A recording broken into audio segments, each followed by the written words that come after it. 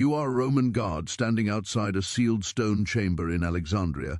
Inside that room is Cleopatra, Queen of Egypt, Pharaoh, descendant of the Ptolemies, the most powerful woman in the ancient world. She has been locked inside for 7 days.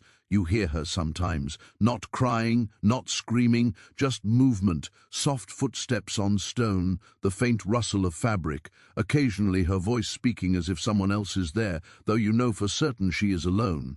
Before we go any further, there is something you need to understand about Cleopatra's death. Everything you think you know about it is wrong. The romantic story of the asp hidden in a basket of figs is likely fiction. The image of Cleopatra dying peacefully in her royal bed, surrounded by loyal handmaidens, is almost certainly false. What actually happened inside those sealed chambers between August 1st and August 12th, 30 before Christ, was something far more deliberate, far more calculated, and far more revealing about how Rome destroyed its enemies. This is not a story about suicide. This is a story about a systematic, psychological operation designed to break the last pharaoh of Egypt before allowing her to die. The real question is not how Cleopatra died. It is why Octavian needed her to die in a very specific way, and why he needed 10 days to make it happen. If understanding how power operates at its most controlled and calculated matters to you, consider subscribing to Crimson Legacy Historians. This channel exists to expose the mechanisms of domination that shaped ancient civilizations in ways romantic history prefers to ignore. Let me show you what really happened during Cleopatra's final 10 days alive. The destruction began on August 1st, 30 before Christ. Inside the tomb Cleopatra had built for herself, Mark Antony was dying. He had fallen on his own sword after being falsely told that Cleopatra was already dead. Except she was not. She had barricaded herself inside her tomb with her 2 most loyal handmaidens and as much treasure as she could carry. The tomb stood near the Temple of Isis, a solid stone structure 2 stories high, massive wooden doors, no easy access points, built like a fortress because Cleopatra understood that in death she would need the same protection she demanded in life. Antony was bleeding out at the base of the tomb. His men begged Cleopatra to open the doors. She refused. She could not risk it. Octavian's soldiers were minutes away. According to Plutarch, Cleopatra and her attendants lowered ropes from the upper level and hauled Antony upward through a high opening, dragging him inside while he was still alive. His blood ran down the stone walls as they pulled. Think about that image. The Queen of Egypt, pulling her dying lover into her tomb because opening the door meant capture.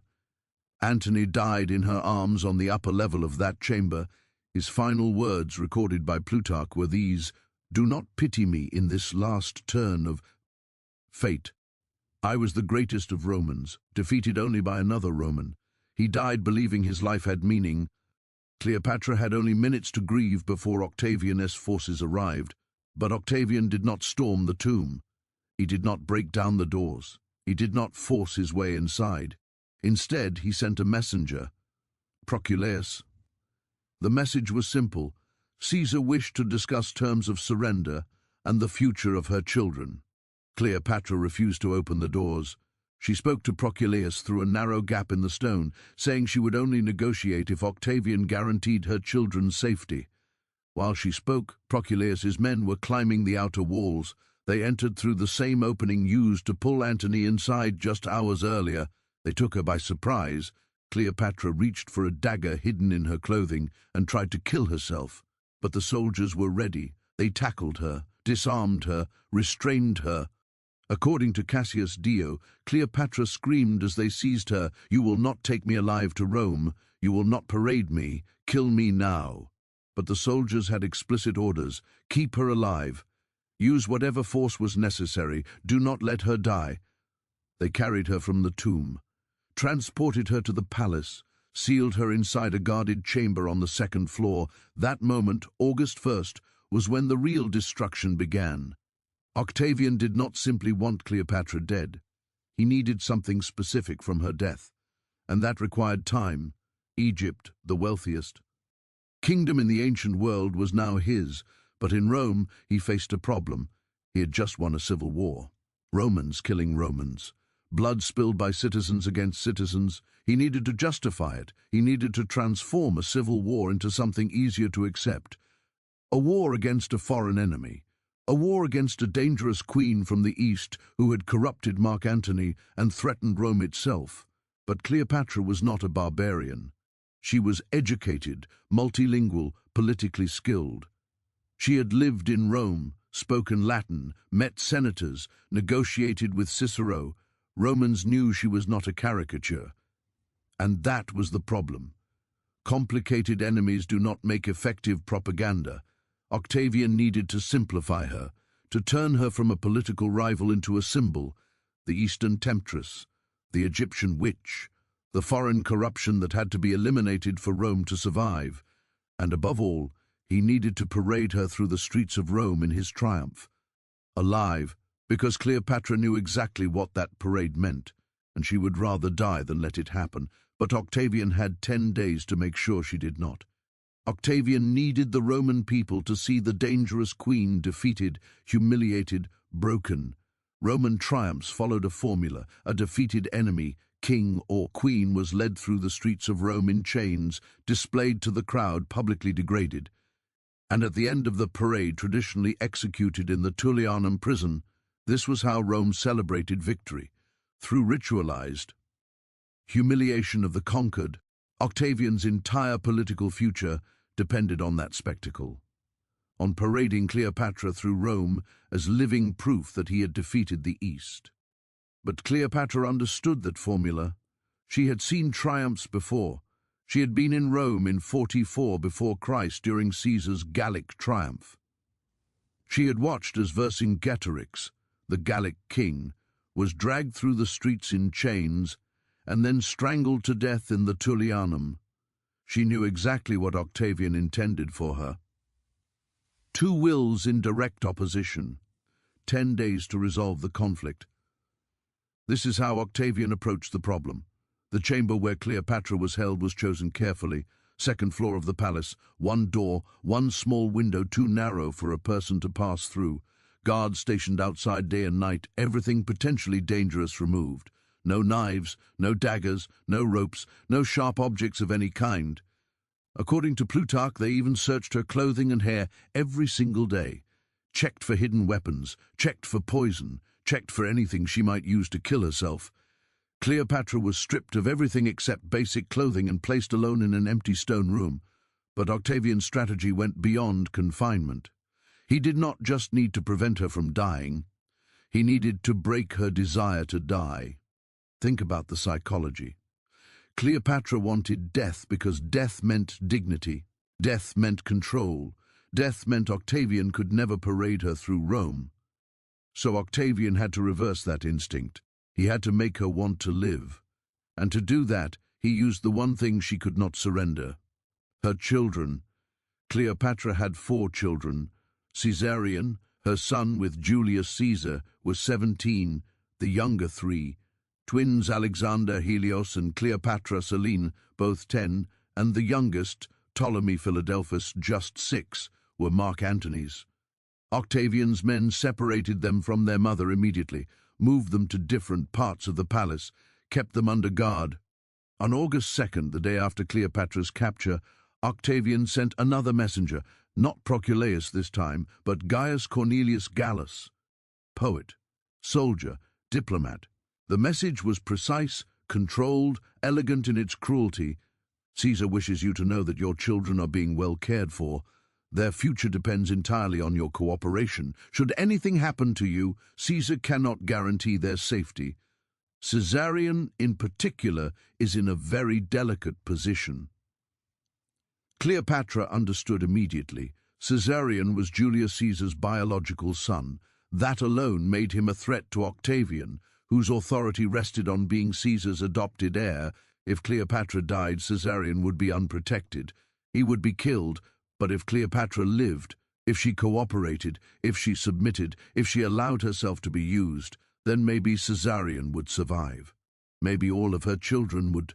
This was the trap. Octavian gave Cleopatra a reason to live that directly contradicted her reason to die. Her dignity demanded death. Her children demanded survival. For the next 10 days, Cleopatra existed inside that impossible choice, the space between dignity and motherhood. On August 3rd, the pressure escalated. Octavian sent architects to her chamber. They arrived with measuring rods, marked ropes, wax tablets for notes. They measured her height, her approximate weight, the dimensions of her body. According to Plutarch, based on testimony from one of Cleopatra's surviving handmaidens, the queen asked what they were doing. "Preparing for Caesar's triumph," one of the architects replied. "The display must be properly constructed to accommodate you. Think about the impact of that moment." They were measuring her like an object, like furniture, like a figure to be built into a structure. They were not just collecting measurements, they were delivering a message. "This is happening. You are going to Rome. We are building the cage now." And they returned the next day, August 4th, then August 5th, then August 6th. Each day, more measurements, more questions. What clothing would she wear? What jewelry would Roman audiences recognize? Whether she would be in chains or simply restrained? They discussed it in front of her, debated details, the presentation, the visual effect. They spoke about her humiliation as if it were an artistic project. This was not planning. This was conditioning.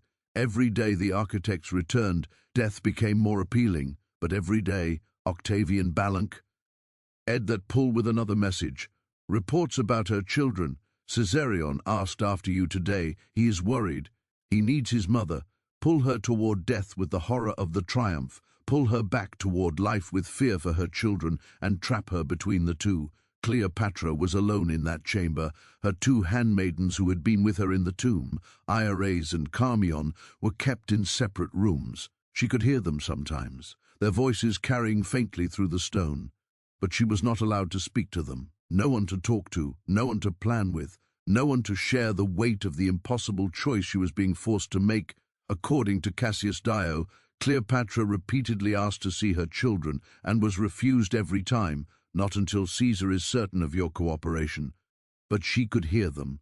The palace walls were stone and sound traveled easily. Sometimes she heard the younger children playing, laughter drifting through the narrow window too small for anyone to climb through. Think about that torture. Hearing your children nearby, knowing they are close enough to hear but not close enough to touch, not knowing whether the sounds are real or staged, not knowing if they are safe or if the sounds are part of the manipulation. Modern psychology would call this learned helplessness. Strip someone of agency, remove their choices, make them dependent on their captor for even the most basic information about the people they love. Octavian was executing that process with precision. By August 7th, according to Plutarch, Cleopatra stopped eating. When guards brought food, she refused it. She sat in the chamber, silent, staring at the stone walls. The guards reported this immediately. Octavian's response was not to force her to eat, it was to bring Caesarion. For the first time in 6 days, Cleopatra saw her oldest son. The meeting was brief. Guards stood close the entire time. But Plutarch records what Caesarion said to his mother: "Please eat, please take care of yourself. I need you, we all need you." Then the guards took him away. That night Cleopatra ate, and that tells you everything. The threat to her children was no longer abstract. It had a face, a voice, a plea. How do you choose death when your son is begging you to live? On August 8th, Octavian came himself. It was the first time he had spoken directly to Cleopatra since her capture. He came alone, except for guards stationed outside the door. We do not have a complete record of what was said, but fragments survive from Plutarch, who interviewed survivors, from Cassius Dio, who had access to Roman records, from Strabo, who was in Alexandria shortly after these events. The offer was simple: participate willingly in the triumph. Walk through Rome under your own power, not in chains. Retain some dignity in defeat. In exchange, your children live. All of them, including Caesarion. They will be raised in Rome as wards of the state, educated, protected, given futures. If and Caesarion dies the day you die. The younger children might survive, they might not. No promises were made. Cleopatra asked for time to consider. Octavian gave her 3 days. After that, we sail for Rome with or without your cooperation. Choose. This is the brilliance of the trap. Octavian was not offering an escape, he was offering justification, a way for Cleopatra to tell herself that enduring humiliation served a higher purpose, that surrender was not weakness, but sacrifice for her children. It was a lie. Octavian was never going to spare Caesarion. The boy was too dangerous, but Cleopatra did not know that yet. For 3 days, she lived suspended between hope and despair. Then on August 11th, 30 before Christ, something changed. We do not know exactly what happened. The sources are unclear, fragmented, but something made Cleopatra understand the truth. Maybe she overheard guards speaking, maybe someone loyal to her managed to pass a message, maybe she simply understood Octavian well enough to see through the performance. However it happened, by August 11th, Cleopatra knew Caesarion was going to die. The negotiations were theatre, the promises were hollow. Cooperation would change nothing. Octavian intended to kill her son regardless of what she chose. According to Plutarch, Cleopatra then requested permission to visit Antony's tomb. She said she wished to make offerings to honor his memory before the journey to Rome. It was a reasonable request, and Octavian granted it. She was taken to the tomb under heavy guard, allowed inside for 1 hour. The soldiers watched as she made offerings, watched her pray, watched her pour libations over the place where Antony had died. They did not see her palm the small clay vial hidden within the tomb's wall. They did not notice her slip it into her clothing. When she was returned to her chamber, Cleopatra asked for a meal. She specifically requested figs, fresh figs from the market. The guards inspected the basket carefully. They looked for hidden weapons, poison, anything dangerous. They saw only fruit. They let it through. This is where the story of the snake enters. The popular version claims Cleopatra hid an asp, an Egyptian cobra, inside the basket of figs. It is dramatic, symbolic. The cobra was associated with Egyptian royalty, but several ancient historians, including Strabo, doubted that account. The timeline does not align. The symptoms recorded do not clearly match cobra venom, and snakes are notoriously unreliable as methods of suicide. What makes more sense, based on the evidence, is that Cleopatra had obtained poison earlier, that she hid it in Antony's tomb during the days she was barricaded there, and that she retrieved it during her final visit. What happened next would end the 10 days and decide whether Cleopatra died broken or in control. The exact method matters less than what happened next. August 12th, 30 before Christ, early morning. The guards outside Cleopatra's chamber heard nothing unusual. No screams, no struggle, just silence. Around the 3rd hour, they opened the door to bring her breakfast. Cleopatra was dead. She lay on a golden couch dressed in royal regalia. Her 2 handmaidens were with her. Iris was already dead at the foot of the couch. Carmion was still alive, using her remaining strength to straighten the diadem on Cleopatra's head. According to Plutarch, one of the guards asked her, "Was this well done?" Carmion replied, "Extremely well, and fitting for a descendant of so many kings." Then she died. Cleopatra was 39 years old. This was not a suicide born of despair, it was a final act of control. For 10 days, Octavian had tried to break her, tried to make her choose life so he could parade her through Rome, tried to use her love for her children to force her to surrender her dignity. Her death was her refusal. Her final message: "You can take my kingdom, you can destroy my line, but you cannot take my choice, you cannot parade me, you cannot have that victory." She died on her own terms, dressed as a queen, surrounded by the symbols of power Octavian had worked so carefully to strip away. But here is the final cruelty. Octavian won, anyway. He could not parade the real Cleopatra, so he built a substitute, a statue, an effigy. During his triumph in Rome, a massive image of Cleopatra with a snake attached to her arm was carried. Through the streets, the Roman crowd saw Cleopatra in Octavian's triumph, saw her defeated, saw her reduced to the image he wanted them to remember. The propaganda worked. The version of Cleopatra as the exotic Egyptian seductress who died by snakebite became the story that survived for 2,000 years. And Caesarion, the child Cleopatra died believing she might save, was murdered 3 weeks later. Octavian sent assassins to intercept him as he fled toward India. Julius Caesar's only biological son, 17 years old, was killed on the road in the Egyptian desert. The younger children survived. They were paraded in Octavian's triumph in place of their mother, raised in Rome as wards of Octavian's sister, watched closely, given limited futures, never allowed to return to Egypt. Cleopatra died, believing her sacrifice might protect them, believing that choosing the manner of her death over participation in Octavian's spectacle was an act of dignity.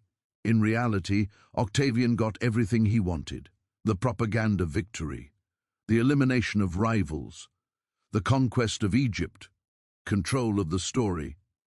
Cleopatra's death bought nothing except the way she died. And that is what those 10 days reveal about power at its most systematic. Octavian did not just want to defeat Cleopatra, he wanted to dismantle her psychologically first, to turn her love for her children into a weapon against her will to die with dignity, to construct an impossible choice, dignity or children, and force her to live. Inside it, to measure her for humiliation, to show her exactly what awaited her in Rome, to offer false hope that cooperation might save what mattered most. It was a machine, every element calculated, every pressure point identified, every moment designed to strip her of agency until surrender felt rational. And when it did not work, when Cleopatra chose death anyway, Octavian simply paraded an image instead. That is real power. Not the ability to kill, but the ability to control the narrative even when your enemy denies you. If this exposed something unsettling about how ancient power functioned, how defeating enemies was not enough, they had to be broken first, subscribe to Crimson Legacy historians, and turn on notifications. We will continue uncovering how systematic destruction shaped the ancient world. Leave a comment with your thoughts on whether Cleopatra's final choice was a victory, a defeat, or both. Stand in Alexandria today. The tomb where Cleopatra died is gone. The palace where she spent her last 10 days lies underwater, lost to earthquakes and time. All that remains are the stories. And the question: she chose death over humiliation, yet her image was paraded anyway. She died to protect her children, yet Caesarion was killed. She controlled the manner of her death, but not the story that followed. Those 10 days between August 1st and August 12th reveal something essential about power and agency. Sometimes the only choice left is how you lose. Sometimes dignity costs everything and buys nothing except the knowledge that the choice was still yours. Cleopatra died a queen, alone in a sealed stone room, accompanied only by 2 loyal handmaidens. She failed to save her kingdom, failed to save her children, succeeded only in denying Octavian the satisfaction of parading her living body through Rome. Whether that was enough, whether it mattered, is the question that echoes across 2,000 years. Remember those 10 days, remember what Octavian built, a psychological machine designed to break the last pharaoh of Egypt before her death. Remember how close it came to working, and remember why Cleopatra chose death anyway, not because it saved anything, but because it was the only choice Octavian could not take from her. That is what her final days were. Not romance, not legend, just the systematic destruction of agency and one woman's refusal to let it be complete. His Crimson Legacy historians. The history they do not teach, the mechanisms they prefer forgotten, the truth beneath the myth. Subscribe if you want more.